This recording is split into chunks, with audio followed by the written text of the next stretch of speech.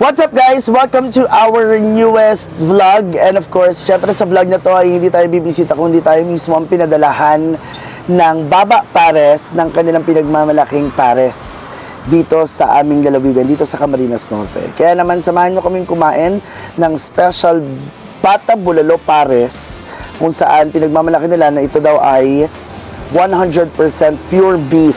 O, diba? At syempre ngayong vlog na to ay kasama natin ang aking pamangkin na si Kyra. Ayan, hi ka naman sa kanila. Hello po! Ayan, syempre, ngayon simulan na natin. Ano pang hinintay natin? Pero bago tayo mag-start ng ating mukbang, mag-pray muna tayo. Ayan, in the name of the Father, the Son, and the Holy Spirit. So, O Lord, for this day gift which we are about to receive from the bounty to Christ our Lord. Amen.